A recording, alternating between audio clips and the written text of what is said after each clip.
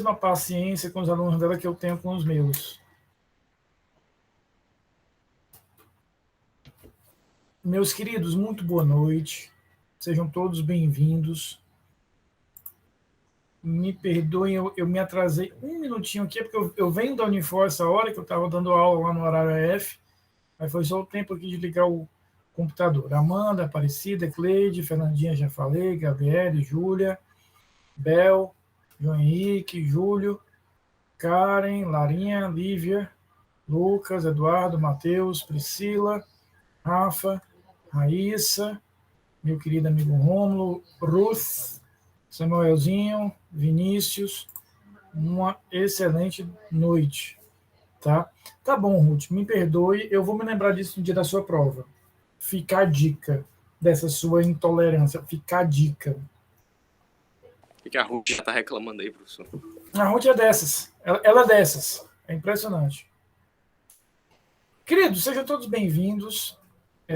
Camila Augusta, Jamilinha. Eu queria lembrar, né, que no dia 19, portanto, de hoje, há 2 semanas, nós teremos aí a nossa AV2. Vai ser naquele formato que Camila Augusta adora, né, que é o formato da prova colegiada. Camila Augusta ama esse formato, né? Então, se preparem. Lembrando que a matéria da AV2 é a matéria que nós vimos até a aula passada, tá? Fica tranquila, Amanda, fica tranquila, eu entendo perfeitamente como é isso. Então, nós vamos ter, para a AV2, a matéria até a semana passada, até a aula passada. A matéria a partir de hoje, ou seja, tudo que nós conversarmos, virmos de hoje para frente, eu vou cobrar de vocês apenas na AV3 lá em dezembro. Então, a matéria da AV2, ela foi finalizada na quinta-feira, ou seja, atos de comunicação processual, cai também, Matheus, atos de comunicação processual, provas, que foi a matéria da AV1, e procedimentos. Então, é a matéria da AV1 mais procedimentos que nós terminamos na última quinta-feira. Jamilinha, sempre é ótimo lhe ver. Hoje nós vamos falar sobre nulidades no processo. Na próxima quinta-feira, nós vamos falar sobre sentença. Na próxima quinta-feira, também conhecido como depois de amanhã, nós vamos falar sobre sentença. Na terça-feira da semana que vem é feriado, dia 12 de outubro. E no dia 14 de outubro, quinta-feira da semana que vem, véspera do dia mais importante do ano, nós vamos fazer uma revisão. Qual é o dia mais importante do ano? Me diga aí. Lara, pergunte. Você tem a obrigação dupla de saber qual é o dia mais importante do ano, Lara. Dia do professor. Show. Muito bem, Lara. Então, essa é a nossa programação. Repito, a matéria que a gente vai ver de hoje em diante, só vou cobrar de vocês na AV3. Hoje nós vamos falar de nulidades, nós vamos falar de sentença na próxima aula, terça-feira, dia 12, feriado, e no dia 14, aí eu vou fazer uma revisão de preparação para a prova colegiada, ou a AV2, que será no dia 19. Estamos entendidos? Essa programação está compreendida? Show! Então, hoje, nós vamos falar sobre nulidades. É uma aula bem objetiva, até porque vocês já trazem da teoria geral do processo uma ideia sobre nulidades. Então, nós vamos dividir a nossa aula hoje, Jamile, em 2 partes. Na primeira parte, nós vamos diferenciar atos inexistentes, atos nulos e atos irregulares. E na segunda parte da aula de hoje, aí nós vamos falar especificamente sobre atos nulos. Então, na primeira parte, a gente diferencia ato inexistente, ato nulo e ato irregular. Isabel, será antecipado para a próxima segunda-feira. Então, o dia 15, né, que seria o feriado pelo dia do professor, foi antecipado para a próxima segunda-feira. Então, na próxima semana, vocês não terão aula nem na segunda, nem na terça. Só voltam a programação de aula na quarta-feira. Então, do dia 15, ele foi antecipado para o dia 11, para poder emendar aí com o feriado do dia 12, tá bom? E aí vocês, se quiserem, podem me dar os parabéns no dia 11 e no dia 15, eu fico aguardando. Tá? E eu vou marcar quem expressamente, Emílio, não me der os parabéns. E aí, né, quem sabe, vai que eu me lembro desse povo na terceira prova. Vai que, né, na hora de estar corrigindo a prova, me lembrei, veio aquele pensamento, né? Às vezes é incontrolável, né? Uma coisa assim que não pode controlar. Hashtags fica a dica. Queridos, então, a nossa aula de hoje sobre nulidades, eu vou dividi-la dessa forma. Primeiro, eu quero que a gente visualize uma diferença, as diferenças entre atos inexistentes, nulos e irregulares, e depois a gente fecha o foco nos atos nulos, diferenciando o ato absolutamente nulo de relativamente nulo. E isso a gente vai, é assim que a gente vai desenvolver nossa aula de hoje. Vamos imaginar o seguinte, imagina que eu trago aqui, Cleide, fique tranquila que depois eu passo o endereço, tudo direitinho, para que chegue os presentes. Não vai ser por isso que a gente vai, né? Rafa, que me conhece, sabe que eu adoro uma jujubinha, né? Queridos, veja só. Vamos imaginar, Jamelinha, a seguinte situação. Imagina que eu trago aqui para a gente, Samuel, que eu trago. Amanda, você já está recuperada do braço? Está legal já? Tranquilo? Ainda não, estou no gesso, professor. Oh, meu Deus, mas está bem, né? Assim, dentro do possível, tá legal, né? Tá tudo bem, já quase não dói. Oh, meu Deus, já quase não dói, mas vai ficar boa logo, se Deus quiser. Obrigada. Antes da pandemia acabar e do Brasil ser campeão de futebol, você vai estar zerado, tá? Então, veja só. Imagina que eu trago aqui para a sala de aula, virtual ou presencial, Samuel, um processo penal real, em todas as provas, alegações finais da acusação, alegações finais da defesa, processo ali todo acabadinho, todo pronto, Fernanda. E nós juntos, eu, vocês, vamos analisar esse processo, vamos verificar esse processo e juntos vamos redigir, Samuel, uma sentença. Essa sentença, por melhor que ela seja construída por nós, ela será defeituosa. Ela não terá, Amanda, um requisito essencial. Qual é? Ela não foi feita, ela não foi realizada, ela não foi fabricada por um juiz. Então, nós aqui juntos elaboramos uma sentença, ou um documento que nós chamamos de sentença, muito bem escrito, muito bem feito, muito bem dimensionado, mas falta a esse documento, Samuel, um requisito fundamental para que ele exista juridicamente. Quem o elaborou, Camilinha, não foi um juiz. Em outras palavras, quem o elaborou não está dotado de jurisdição. Esta sentença para o processo é um ato inexistente. Então, o que é o ato inexistente? É aquele ato que, apesar de eu enxergar, de eu verificar, de eu manipular, de eu olhar para ele, Amanda, ele possui um defeito de existência.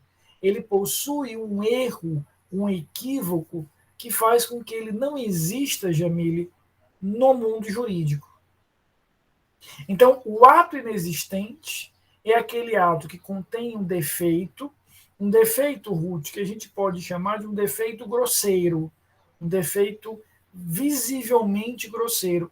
É aquele defeito, Samuel, que eu bato o olho e eu verifico claramente que ali há uma falha. É como se eu dissesse, é um defeito visível ao olho nu. Tá?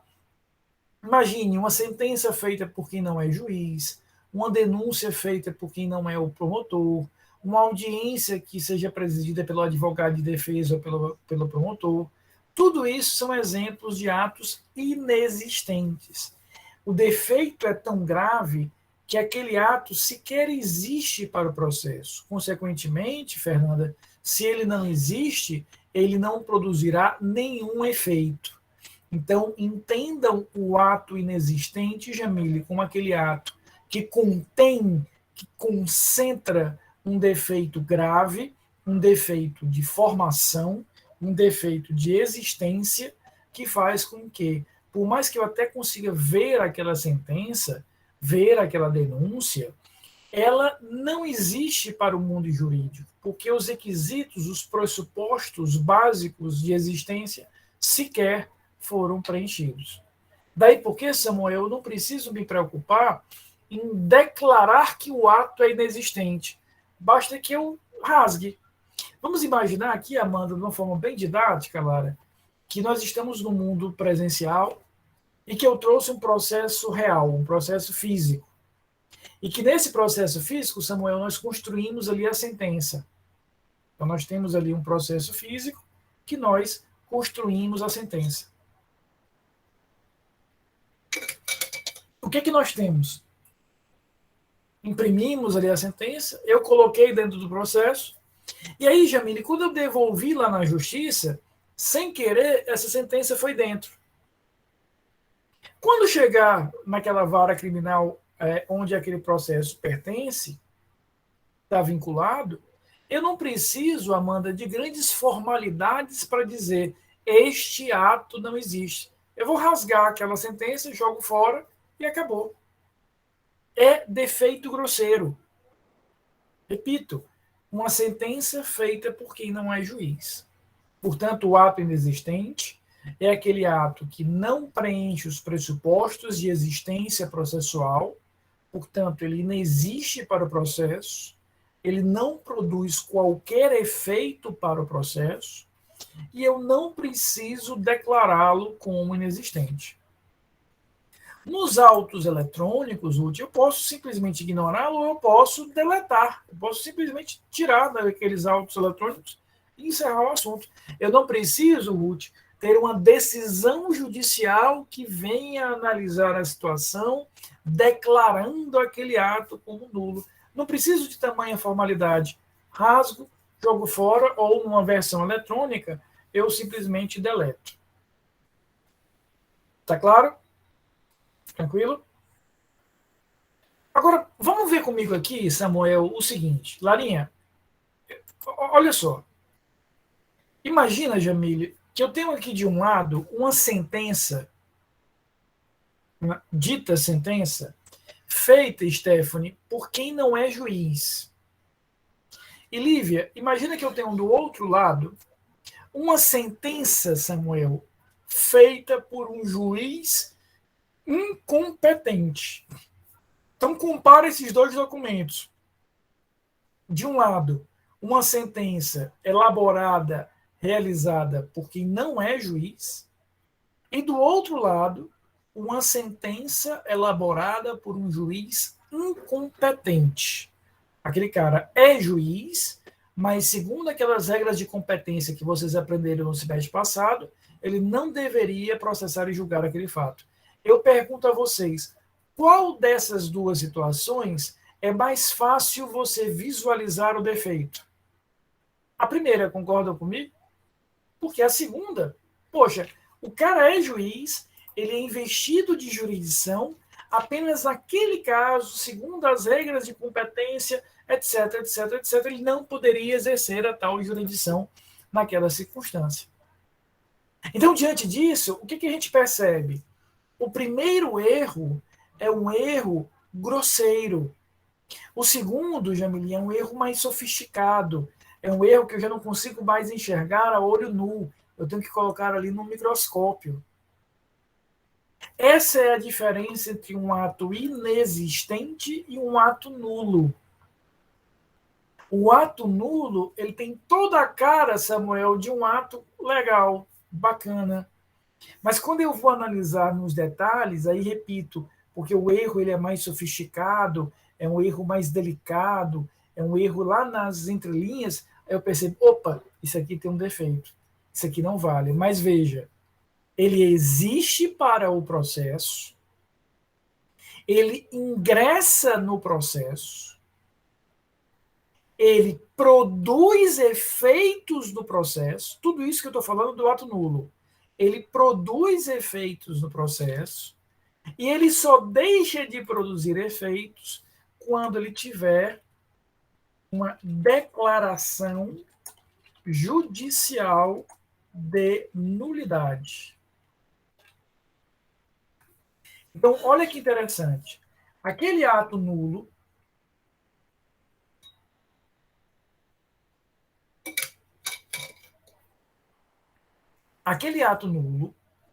é um ato que tem uma cara bacana, ele preencheu os requisitos de existência, é uma sentença feita por um juiz, ou seja, uma sentença feita por quem tem jurisdição.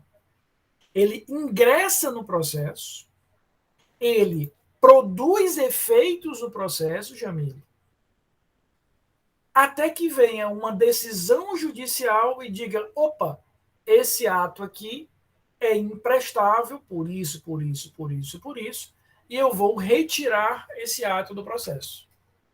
Veja que é completamente diferente, Ruth, do ato inexistente. Porque como o erro no ato inexistente é muito grosseiro, eu nem imaginei que ele poderia produzir algum tipo de efeito. Então, o que eu fiz lá? Simplesmente rasguei. Ou, nos autos eletrônicos, eu deletei, apaguei. Então, a gente percebe que a diferença de um ato inexistente para um ato nulo é a intensidade daquela determinada situação defeituosa. Um é um erro grosseiro, visível muito facilmente. O outro já é um erro mais sofisticado. É por isso que eu gosto, Jamil, desses exemplos, porque eles são muito didáticos, ou seja, uma sentença feita por quem não é juiz e uma sentença feita por um juiz, porém incompetente. Olha como a gente percebe naturalmente, claramente aqui, a diferença de intensidade desses defeitos. Está claro até aqui? Posso avançar? Então, veja, eu queria que isso ficasse muito claro, porque lá no finalzinho da aula de hoje, às 10h30, a gente vai precisar desse conceito. O ato nulo é um ato que ingressou no processo, é um ato que produziu efeitos no processo, é um ato que tem uma presunção de validade. Sobre ele, Amanda, existe uma presunção de validade. E enquanto não vier uma decisão judicial, Priscila, que diga este ato é nulo, ele continuará a produzir efeitos. É exatamente, a Priscila pergunta, é o caso que o Supremo declarou o ex-ministro e ex-juiz Sérgio Moro como suspeito? Veja, enquanto o Supremo não declarou aquele ato como nulo, ele estava existindo e ele estava produzindo efeitos. Produziu diversos efeitos. Ele tem uma presunção de validade, Amanda. Ele tem uma presunção de validade, ou seja, presume-se verdadeiro. Por quê? Porque ele tem uma cara de que está ok. Até que alguém venha, vou usar uma linguagem bem alegórica, né, bem figurativa, ele tem uma cara de legalidade até que alguém o desmascare. E diga, opa, esse ato aqui contém um defeito. Então a gente percebe que a diferença entre o ato inexistente e a diferença entre o ato nulo é exatamente a gravidade do defeito. Tá ok, né? Eu vou agora ver a diferença entre um ato nulo e um ato irregular. Veja só, o artigo 563 do Código de Processo Penal, ele diz o seguinte: nenhum ato será declarado nulo se da nulidade não resultar prejuízo para a acusação ou para a defesa. Eu não vou me atrever, porque eu vou passar vergonha, mas existe, inclusive, uma expressão francesa, que é algo, Jamile, como pas de griffe. É uma marmota dessa, né? Meu francês é muito ruinzinho, para não dizer inexistente, né? Eu sempre me lembro daquele filme Lisbela, né? Filme antigo já, tem algum tempinho, do tempo da Camila, Lisbela e o Prisioneiro, que ele dizia para a moça, I love you, e ela dizia, o que é I love you? I love é morena em francês, né? É mais ou menos isso, meu francês é nessa linha, né? Mas o que nos diz aqui o artigo 563? Ele diz o seguinte, olha, se aquele ato não produzir nenhum tipo de prejuízo, de dano, de mácula àquela parte, não o declaro como nulo. Então, a existência, isso aí é o princípio do prejuízo. Sem prejuízo, não há nulidade. Então, a gente já aprende aqui um dos pilares fundamentais da nossa aula de hoje, que é o princípio do prejuízo, de que não haverá possibilidade do reconhecimento do ato como nulo, Amanda, se não existir para a parte qualquer tipo de prejuízo. Eu vou usar um exemplo bem radical, Lara, mas didático. Imagina que aquele réu estava acompanhado de um advogado, mas o advogado, Lara, bem ruinzinho mesmo. Não peticionou, não produziu prova, não requereu elementos de prova. Na audiência entrava mudo e saía calado, as petições não diziam nada com nada, péssimo. Praticamente eu posso dizer que o réu não teve defesa, Lara. Veja, uma ofensa grande, né, se a gente considera o princípio da ampla defesa. Mas imagina, Amanda, que o juiz, avaliando a prova, entendeu que não havia ali mínima prova construída contra o réu e absolveu o réu. Veja, apesar do advogado ter promovido uma defesa muito ruim, não houve prejuízo. Se não houve prejuízo, porque o réu sai do processo absolvido, não há prejuízo, qual é a consequência? Não há nulidade. Então, a existência da nulidade não depende apenas de uma contrariedade ao direito, mas depende de um resultado negativo concreto. Aprendam isso. Para que eu declare aquele ato como nulo, Fernanda, não basta eu ter contrariado o direito. Eu não posso ter produzido algum tipo de prejuízo. Rutinha, é o seguinte, para que eu declare um determinado ato como nulo, eu tenho que provar que aquele ato produziu para a parte algum tipo de prejuízo. Então, imagina que o advogado não apresentou defesa nenhuma. Teoricamente, eu estaria contrariando o princípio da ampla defesa. Só que imagina, Ruth, que o réu foi absolvido. Então, por pior que seja o trabalho do advogado, ou mesmo inexistente, num caso extremo, ele não foi capaz de produzir para a parte, ou seja, o réu, qualquer tipo de defeito, de prejuízo, de dano. Então, para que eu declare aquele ato como nulo, tem que ter produzido um prejuízo, um dano à parte. Então, sem um prejuízo, sem algo negativo como consequência daquele ato, eu não vou declará-lo como um ato nulo. Isso ficou claro? Eu posso seguir em frente? Consegui explicar, Ruth? Posso seguir em frente?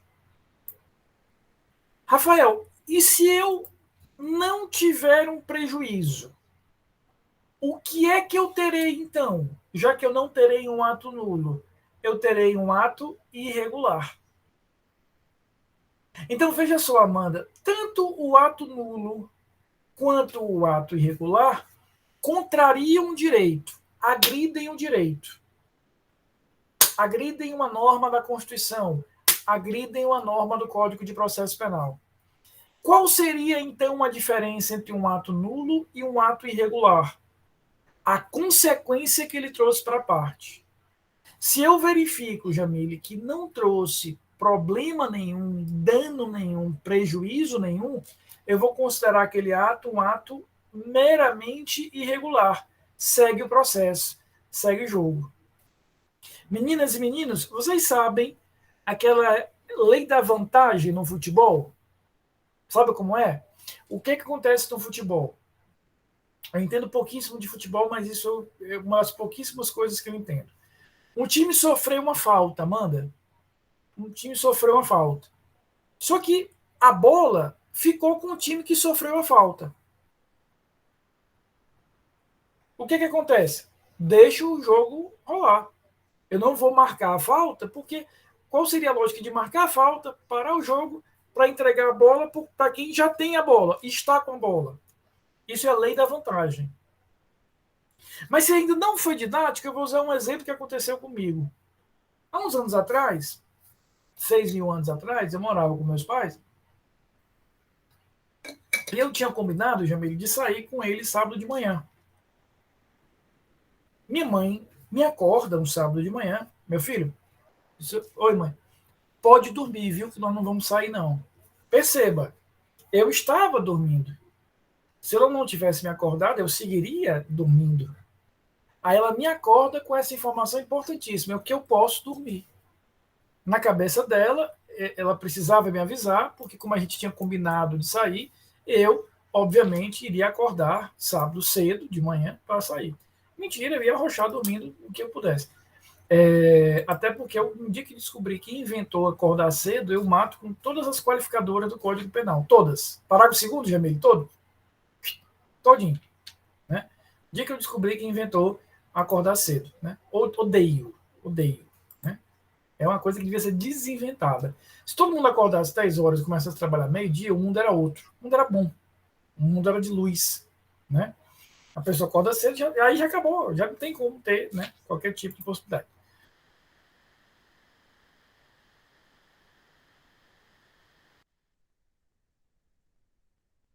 Dormindo. Esse é o ato irregular. Ou seja, é aquele ato que não produziu qualquer tipo de defeito. Qualquer tipo de defeito processual. Tá? Então, a diferença entre um ato nulo e um ato irregular não é na causa, é na consequência. Ambos ofendem uma norma constitucional, ambos ofendem uma norma infraconstitucional, mas produzem resultados, produzem efeitos distintos em relação a isso. Consegui explicar isso aqui? Eu pergunto a vocês, sobre atos inexistentes, nulos e irregulares, tá ok? Podemos avançar para a segunda parte da aula. Diga, Amandinha, pode falar, querido. Professor, e então, no processo, um exemplo de ato irregular seria, por exemplo, quando a citação estava errada, mas de alguma forma o réu toma ciência do processo e comparece? Perfeito. É um grande exemplo de ato irregular. Veja, ela estava errada, ela não seguiu ali, como a gente já estudou, as regras legais. Mas não trouxe nenhum tipo de prejuízo para o réu, porque para que servia a citação? Para dar ao réu ciência do processo. Se ele já tinha ciência e reagiu e apresentou defesa e veio ao processo, segue o jogo, segue o baile. É a tal da lei da vantagem. Para que eu vou voltar, declarar aquele ato como nulo, se ele não produziu nenhum efeito negativo, nenhum prejuízo à parte? Vai seguir sem nenhum problema. Excelente exemplo seu. Por exemplo, Amanda, eu vi uma vez um processo onde o réu não foi citado porque no lugar dele foi citado um homônimo. O oficial de justiça se enganou, foi ao endereço e tinha um homônimo, era um nome comum, não me lembro exatamente qual era o nome, mas, sei lá, um José da Silva, um João Souza, um nome relativamente comum, foi citado, mas o réu realmente efetivo do processo já vinha acompanhando, já sabia da existência do processo e vem e apresenta a defesa efetiva no processo. Zero problema, segue o jogo. Isso aqui tem uma lógica. Qual é a lógica? O processo penal, e o processo como um todo, e o processo penal em particular, ele não é tão apegado a ponto de dizer, olha, você não cumpriu uma regra procedimental, então nós vamos anular aquilo ali a ferro e fogo. O processo, ele não existe para si. O processo, Jamil, ele é, de certa forma, humilde, porque ele existe para instrumentalizar um direito material. Se ele conseguiu chegar àquele resultado, se ele consegue chegar àquele efeito, Amanda traz, repito, um exemplo muito feliz. Tive um defeito na citação, mas o réu reage àquele processo, está acompanhando o processo, para que eu vou voltar atrás e dizer, não, vamos citar o réu de forma precisa, organizada, se o réu já reagiu na medida, na proporção e na direção que precisava. Tá? Na segunda parte da aula, eu queria me concentrar com vocês apenas nos atos nulos. E nós vamos aqui, Jamil, diferenciar um ato absolutamente nulo de um ato relativamente nulo. E para isso, eu tentei ser o mais objetivo possível e sintetizei isso nesse slide. Então, nós temos aqui as diferenças entre nulidades absolutas, ou seja, atos absolutamente nulos, e atos relativamente nulos. A primeira diferença, vejam só, é a natureza da norma agredida, ofendida. Nas unidades absolutas, eu estou contrariando uma norma constitucional. Eu estou agredindo uma norma constitucional. Um princípio da ampla defesa, o princípio do contraditório, regras de competência fixadas na Constituição. Vocês aprenderam comigo no semestre passado, muitos de vocês aqui, as regras de competência por prerrogativa de foro. Vocês viram, por exemplo, que a Constituição Federal diz que o juiz federal será julgado pelo Tribunal Regional Federal. Um juiz de direito será julgado pelo Tribunal de Justiça. Um governador será julgado pelo Superior Tribunal de Justiça. Então, se eu contrariar uma dessas regras, Jamile, previstas, escritas, definidas no texto constitucional, eu estou diante de uma nulidade absoluta. Agora, se a regra que eu estou contrariando, que eu estou desrespeitando, que eu não estou aplicando, que eu estou inobservando, é uma regra do Código Penal, do Código de Processo Penal, da Lei de Execução Penal, eu estou diante de uma norma infraconstitucional. Então, o que tiver previsto da Constituição, hoje a Constituição está completando 33 anos, né? Ela é de 5 de outubro de 88, eu tenho ali uma ofensa à norma constitucional, o que seria indicativo de uma nulidade absoluta. Agora, se o que eu estou contrariando é uma regra posta, definida, numa norma infraconstitucional, numa lei ordinária, numa lei complementar, num código, num decreto, aí eu estaria diante de nulidade absoluta, de nulidade relativa. Há uma outra diferença importante. Eu disse para vocês que sem prejuízo não há nulidade. Sem prejuízo não há nulidade. Isso está expressamente previsto aqui no artigo 563. Mas veja só, no caso das nulidades absolutas, Sérgio, eu não preciso provar o prejuízo. Há uma presunção de que aquele prejuízo existiria. Já nas nulidades relativas, eu preciso provar o prejuízo. Lívia, vamos entender bem isso. Quando eu arguo uma nulidade relativa, eu estou dizendo que houve uma inobservância de uma norma infraconstitucional. E esta inobservância a mim produziu um prejuízo. E eu vou precisar provar que prejuízo é esse. Eu preciso fazer uma prova efetiva do prejuízo. Agora, quando eu estou arguindo que houve uma ofensa à Constituição, eu não preciso, Jamile, provar que existe o prejuízo. Ele será presumido. Claro que se o juiz olha para aquele caso e percebe que, mesmo ofendendo uma norma constitucional, não houve prejuízo nenhum, ato irregular. O que eu quero dizer é que nas nulidades absolutas, a preocupação, a responsabilidade daquele que argue é menor, porque basta que ele deixe em destaque qual foi a norma constitucional ofendida. Claro que se ele quiser enfatizar e demonstrar e argumentar que o prejuízo foi tal, ele pode fazê-lo. Ele só não tem essa obrigação. Uma outra diferença, e essa é importantíssima, é que a nulidade absoluta, ela deve ser arguída pela parte, mas ela pode, veja só, ser decretada de ofício.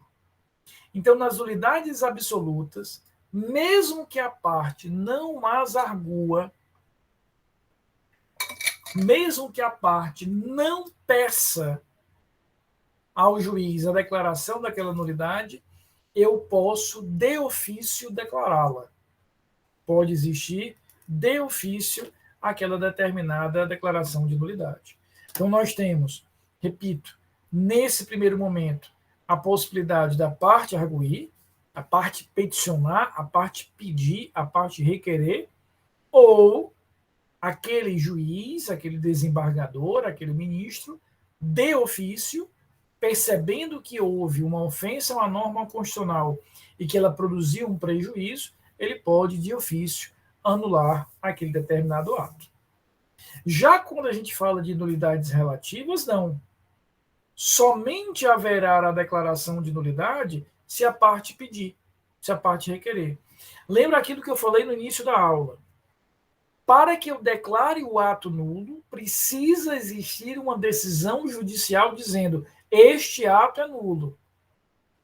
Por favor, entendam isso, que é o ponto mais importante da aula. Se não existir uma decisão judicial dizendo a citação, Amanda, é nula, a sentença é nula, a audiência é nula, aquilo ali existe, continua existindo, continua produzindo efeitos. O que eu estou dizendo para vocês aqui é o seguinte: nas nulidades absolutas, o juiz pode, de ofício, tomar essa decisão. Nas nulidades relativas, não. O juiz deverá esperar a parte pedir.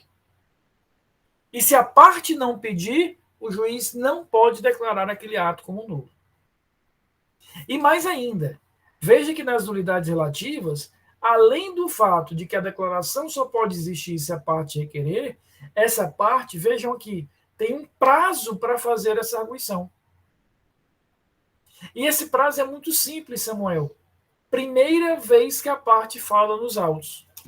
A primeira vez que a parte vem falar nos autos, se o que ela vai arguir é uma nulidade relativa, é a inobservância de uma regra do Código Penal, é a inobservância de uma regra do Código de Processo Penal, na primeira vez que ela fala nos autos, ela já deve expressamente arguir essa nulidade. E se ela não o fizer,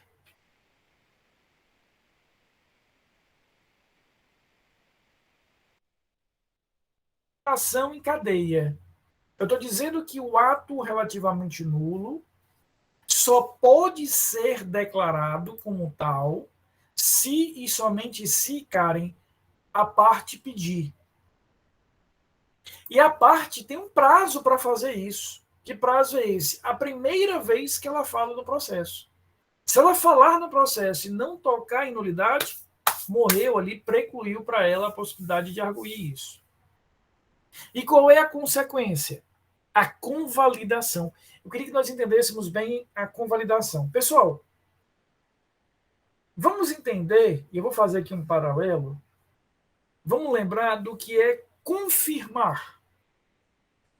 Vocês concordam que confirmar é afirmar de novo? Só faz sentido eu dizer, Jamile, olha, confirmando tal coisa, se eu tiver afirmado antes. Se eu chegasse para vocês aqui, nunca falei de prova, nunca falei da AV2, nunca falei de coisa alguma. Aí eu chegasse e dissesse assim, pessoal, só confirmando, viu, nossa prova é dia 19. Primeiro pensamento que vocês teriam é, pô, o Rafael já tinha falado disso? Eu devo ter perdido essa aula aí. Mas na hora que eu falo, olha, a prova vai ser dia 19. Pessoal, confirmando, a prova vai ser dia 19. Então, eu só posso confirmar o que eu tinha afirmado. Por esse raciocínio bem simplesinho, eu só posso convalidar, Jamile, o que eu tinha validado. Lembra do que eu falei no início da aula? Os atos nulos existem, ingressam no processo, produzem efeitos no processo, e lembra, Amanda, que eu falei que eles são presumivelmente válidos. Há uma presunção de validade. No momento em que a parte não argue, perde o prazo para pedir aquela declaração de nulidade, aquele ato que era presumivelmente válido se torna efetivamente válido. Esse fenômeno se chama convalidação. Por isso que é uma reação em cadeia. Eu só posso declarar se a parte pedir. A parte tem um prazo para fazer isso. E se ela não fizer, não faz mais, convalida-se. Repito, é uma reação em cadeia. Isso aqui está claro? Obviamente, essa reação em cadeia, já te ouço, Bel, ela vai numa outra direção nas nulidades absolutas. Porque se a nulidade absoluta pode ser decretada de ofício, não precisa existir um pedido da parte, obviamente não há como falar num prazo, Jamile. Porque mesmo sem um pedido, o juiz pode decretar. E aí qual é a consequência? Se até os 45 do segundo tempo,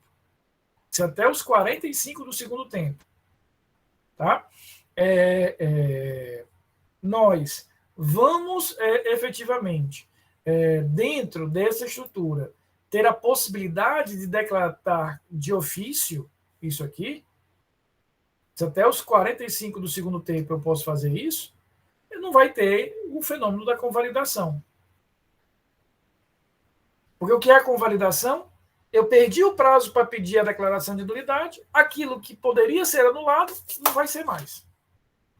Se a nulidade absoluta pode ser declarada até o final do processo, não teríamos como falar em convalidação. Só há um caso, daí porque esse asterisco aqui, em que eu poderia falar numa espécie de convalidação. Que caso é esse? É aquela situação, imagina o seguinte, eu vou trabalhar com um exemplo que fica mais fácil. Então, o que eu estou querendo dizer para vocês? Estou dizendo o seguinte, como a nulidade relativa, para ser decretada, precisa ser arguída, pedida, requerida pela parte, e a parte tem um prazo para fazer isso, que é a primeira vez que a parte fala nos autos. Se ela não fizer, aquele ato não será mais declarado como nulo. Isso é o que nós chamamos de convalidação. Nas nulidades absolutas, como eu posso decretar de ofício aquela nulidade, teoricamente, a qualquer tempo é tempo. Daí porque eu não falaria em convalidação. Há, no entanto, um caso, e apenas um caso, em que eu poderia falar de convalidação. Que caso é esse? Imagina, e eu vou explicar através de um exemplo. Ruth, imagina que o réu do processo é um governador de estado. Logo, se é um governador de estado, ele tem que ser processado e julgado no STJ. Nós aprendemos aqui semana passada o rito processual para as ações desenvolvidas nos tribunais. Mas imagina que por um erro, Aparecida, Gabriela e Stephanie, ele foi julgado no primeiro grau, contrariando uma regra lá da Constituição. Só, Jamile, que ele foi absolvido. E aquela absolvição transitou em julgado, Sérgio. Então veja, Sérgio, ele deveria ser julgado no STJ, não foi julgado no primeiro grau, foi absolvido. Essa decisão, Roberto, transitou em julgado.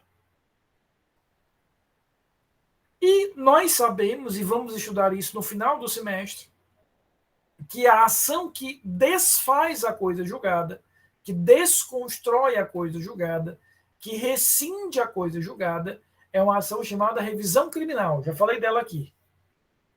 Só que a revisão criminal tem uma característica. Qual é a característica, pessoal? Ela é privativa da defesa. Ela é privativa da defesa. Eu pergunto, neste caso, o réu terá interesse de entrar com a revisão criminal? Para dizer, olha, aquele juízo que me absolveu, ele não era competente. Vamos anular esse processo e começar de novo. O réu vai fazer isso? Não vai. Faltaria interesse ao réu. Então, veja, esse é um caso em que eu poderia falar de uma espécie de convalidação. Por quê? Porque, tudo bem, as unidades absolutas, em regra, não se convalidarão. Por quê? Porque, a qualquer tempo, eu posso declarar efetivamente a existência dentro dessa estrutura, né, de processo onde eu posso declarar a qualquer tempo. Agora, se houve o trânsito em julgado e eu percebo que aquela eventual nulidade é uma nulidade que beneficia a defesa, neste caso, nesta situação, nessa circunstância, não haveria sentido prático da defesa ingressar com um pedido de revisão criminal.